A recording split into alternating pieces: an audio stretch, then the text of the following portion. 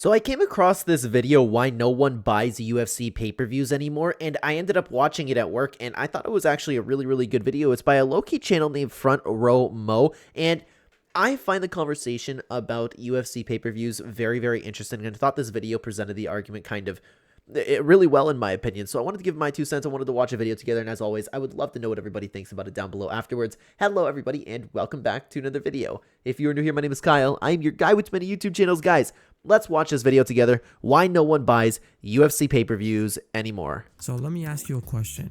Would you ever pay Dana White $1,000 a year? No? Well, you must be a casual then, right? Because if there are 12 pay-per-view events a year and you want to watch all of them legally as a UFC fan, then at $80 an event, you would be paying Dana White $1,000. Yeah, you know what's funny is I never really realized that, because I'm somebody who personally gets every single pay-per-view, but I'm either watching that with friends or I'm watching it with my family. Most of the time, I watch UFC with my family. I go over to my dad's house. We split the pay-per-view, so I end up paying, like, what is it, $40? I don't remember exactly what it comes out to, but I buy every single UFC pay-per-view, but I also don't agree with the model, and I know I'm going to hear it in the comments. You are part of the problem. I do agree that pay-per-views are outdated, but it's just easy for me, and I'm fortunate enough to be able to spend that money, so I take the easy route personally. Since you don't do that, you're a casual who has never actually watched a UFC event. Who says that, though? But surprise, surprise, we're all casual, or at least 90% of us are. As of the millions of UFC fans around the world, less than 10% under 29 years old actually buy a pay-per-view every year. Now, if you actually... Well, that makes sense. The pay-per-views are kind of outrageous in their price, especially for the quality that we've been getting. You looked at UFC's financial statements, they're actually profitable, and a lot of that comes from the people that do buy their pay-per-views. But that begs the question, why does it seem like no one buys UFC's pay-per-views? Well, it's too expensive. The pay-per-view model is outdated. Everything's subscription service based now. I personally have been talking about this, and I keep meaning to make a video diving a little bit more into it. I think it would be cool, and this channel gets into it as well. I think it'd be awesome if the UFC included it in the Fight Pass subscription. Just bump up the price for Fight Pass. I would happily pay that, but it's ridiculous to have to pay for the Fight Pass subscription and pay for every single UFC pay-per-view. I wouldn't be doing it if I was watching UFC by myself. That price it already is ridiculous, but it would get even more ridiculous, right? And another thing is, I am shocked that the UFC doesn't look to profit more so, like with events like just selling out gates and stuff, having so many fight nights over in the Apex. Who are these people that actually do? And if 90% of people aren't buying the UFC's pay-per-views, how do they watch the events? And why does it feel like everybody is a fan of the UFC even though no one's buying their pay-per-view? Yeah, and to be honest with you, I don't personally know anybody that regularly buys UFC pay-per-views. Like, if my friends have somebody, like, typically if I have my friends over, like, they'd be coming to my place. But if I end up going to anybody else's place, and that's no dig at anybody, but I personally don't know anybody in my life, and I know a lot of UFC fans that actually regularly purchase UFC pay-per-views. Everybody just pirates it. I would imagine it'd be the case for a lot of other people as well. Well, the answer is simple, and most of you probably nailed it. All of you guys are pirates, not including me. But with my conversations with pirates like you guys, I've learned, 3 main things I'm gonna move my face cam a little bit. Cause UFC fans to not actually buy the pay-per-views. Well, the first one is simple. Piracy is easy to do, and it literally results oftentimes in a better experience than literally paying for the UFC pay-per-view. Now, I actually disagree with that, and from my experience, which I have never done, this is what I hear, Dana White, the UFC, I've never done this in my entire life, but I wasn't kidding. Like, now that I'm a working man, that I'm an adult and I have my own money, it's been easier to spend money on pay-per-views, but I've been a fan for well over a decade, and everybody used to stream it. Not me. I've never done that, of course, but I never found it like easier. The only thing that was really good about it was the live chat, but the stream's always buffered, and I don't know if anybody else had that same experience. Like, it wasn't really that great of an experience pirating. It was, you'd have to turn off your ad blocker, and you have to click on a bunch of X's, and all the time the stream would just pause, which I've never done. This is all stuff that I've heard. It wasn't a pleasant experience, and that's another reason why I just buy them. It's easy. And why would I enter like 15 digits of my credit card number and then press pay when I use Google Pay, very easy. I just do it on my phone. I could just use that same 15 finger presses on a website that would just let me watch it with one click. And guess what? The UFC is actively trying to shut these websites down, but unfortunately they don't live on this planet, it seems, because they just don't understand how the internet works. Yeah, no matter what, there's no way they're ever going to be able to get rid of it. You can attack one guy. You guys remember, like, what happened to Dana White constantly talking about the people streaming it? Did he just give up? He's like, oh no, I dare you. I dare you, stream it this weekend. It's funny, like, I like Dana White, man, but it's funny how he just thinks he can fool some people. I don't understand that when a consumer finally finds something great, they will make sure it never disappears, especially on the internet. Because there must be thousands of these websites every single event. There's like backups, backlinks. There's so much that the UFC, I don't even know why they bother to even fight this fight. This is an L that the UFC should just hold and just be happy that they're still profitable when 90% of their fans aren't buying their product. Yeah, that's true. That's true. And I wonder, and I don't know about this, I wonder how successful pay-per-views were in the past compared to some like now, because pirating has never been worse. But speaking of this product, let's assume the ESPN app actually works on pay-per-view day. How can you expect people to not turn into pirates when you have put no effort into your press conferences for like... Yeah, that's a big thing. The UFC marketing team has been doing a horrible job. Yeah, you see some fun things here and there with some fighters like playing games or having like some TikTok filter on it, but the amount of marketing and like the press conferences, for example, they're not the same anymore. The UFC just seems like they straight up don't care. We have so many Apex Fight Night events, and that's okay for a hardcore fan like myself who like truly loves just watching martial arts, no matter if it's a big name or not, but that's not the vast majority of people. There's a reason why the UFC pay-per-views haven't been doing as well as they definitely could have, and you need to constantly have guys like Alex Pereira save the card. You need guys like Tom Aspinall to be a backup. It's because the UFC isn't creating all of this bad blood. They're not pushing a Conor McGregor type. They're trying to manufacture somebody like Sean O'Malley, which doesn't work. You need the press conferences more than anything for I think the UFC underestimates it so much. And I don't understand, like, did they get comfortable? Are they just making that much money? I don't understand why they're not going to different cities, why they're not going overseas. Like, why haven't we gone to Africa yet? Things like that. It's stuff that the UFC could absolutely do. It just doesn't really make any sense to me. The past 4 years, and then the card itself, half of the year ends up being terrible. Now, okay, so when you're talking about these pay-per-view cards, yeah, it does not live up, and I'm personally happy with this. I personally am, but you can't expect the average person to want to purchase Nunes versus Aldana, Malott versus Fugit, Ige versus Landwehr. I look at these fights and I go, wow, that's really cool. But realistically, who are the only names on this card? Maybe Steve Erceg, but not even back then. Like, he wasn't a name back then. Amanda Nunes wasn't a name. You have literally Charles Oliveira carrying that card. Literally. And you can't expect people to just go buy UFC 289. You need to create reason for people to buy that product, but the UFC seems to have gotten comfortable with that. Half of the year ends up being terrible. You know, when you have like Raquel Pennington or another female fighter just co-main event every single UFC event. I don't see an issue with that. Just put a little bit more work into promoting them. How can you expect people to not just buy a pirate ship instead? And on top of this, there are fight cancellations. You could end up just paying for a fight you didn't even know was going to happen when the original fight just got canceled. How many times have we seen the main event just fall apart last minute? So it's literally a gamble, and most fans would prefer not to roll that dice.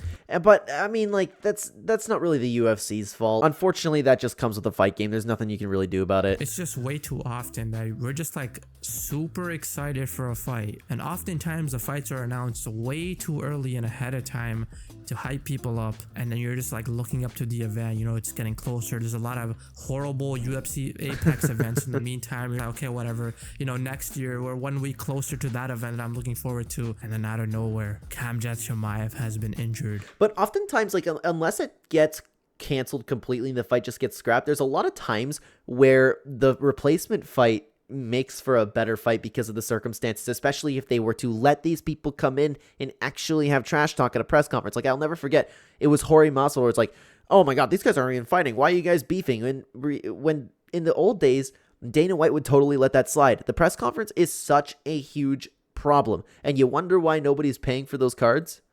Tony Ferguson did a backflip and hurt his knee. Khabib and Tony just got canceled for the 7th time. And then Max Holloway is going to be stepping in out of nowhere. And oh, Friday night, oh, the doctors won't let you fight either, Max. We're scared you're going to die trying to make weight. And then now you have Khabib versus a number 11 in Ala Quinta. But like sometimes again, like you have the name of Habib, but it's always fun to make those fights. I don't know if this is necessarily a great strength for why people aren't buying UFC pay-per-views. I think the UFC just needs to put a little bit more work into their product and social media, letting the press conferences go, having people get to know the fighters. How many times has this happened before? I feel like this is just the script of the UFC. It happens every single time. Like, you know, the UFC loves promoting gambling, and I'm surprised there isn't a way to gamble if a fight gets canceled or not. Wasn't that for Khamzat Chimaev? I think they did that for Khamzat Chimaev. Yeah, by the UFC. And I'm surprised there's not insurance companies that cover your mental health for when fights get canceled. Like, I should be able to pay an insurance company just in case a fight gets canceled and I'm mentally disrupted. That would be interesting if the UFC ever introduced something like that, but of course it's not good business. I wonder if it would cause more people to actually have faith and buy their pay-per-view that they want to watch. When Khabib and Tony got canceled and it was literally on April 1st and they said Max Holloway stepping in and we all didn't even know if it was a joke or not because it was for the 5th time, I couldn't, it was too much for me. But guess what? If the fight isn't canceled, you have the fighters that can just pull out of the fight. It's kind of like when you're at an NBA game, you're like, okay, I'm gonna watch LeBron play. You know, I paid for this ticket, and then LeBron just chooses not to play that day. Yeah, but the problem is that, again, that's not the UFC's fault, and I actually don't believe that people aren't buying UFC pay-per-views because what if the fight gets canceled? Maybe with like a very, very specific fighter for somebody like Khamzat Chimaev, somebody like John Jones. I highly doubt this has anything to do with it, but the other points that were brought up so far, I agree with. Or if you're a Kawhi Leonard fan, I feel bad for you guys. The guy literally takes off like 90 games a year. But the UFC fighters can also just pull out, and this often happens on fight week. For some reason, people just can't make up their mind like, okay, let me just not do this on fight week. They just decide to do it during fight week, or even sometimes the day of. We have gotten to the point where there was recently an event where Dan Ige stepped in on the day of the fight against Diego Lopez. But again, what's that necessarily have to do with the pay-per-view? I understand the point that he's kind of making, but I don't think that that has any effect on purchasing UFC pay-per-views. That created more hype for the card, and now more people are paying attention to Dan Ige. I thought that was a plus. Like literally the day of, the guy was just like chilling on his couch, literally watching the event on his couch, and then he finds out the fighter pulled out, and he's like, oh, let me just go to the arena from my house right now and step in. Yeah, and something that I wanted to add to that was it's only bad when the fight gets scrapped completely. Now imagine having paid for that event. Like, it's like, bro, it's ridiculous. But believe it or not, I actually have a solution for the UFC once again. You know, I taught them how to fix their press conferences, how to fix the fighters' personalities. Now I'm going to teach them how to fix the stupid pay-per-view model, because the solution is literally that the pay-per-view model is outdated. Yeah, that's what I was saying earlier. I personally don't know of anything that still regularly uses the pay-per-view model. It doesn't make any sense. And literally should be abandoned. The UFC should create a subscription model where the pay-per-view is actually included in the subscription model, so you don't... Yes, and that's something that I would pay extra for UFC.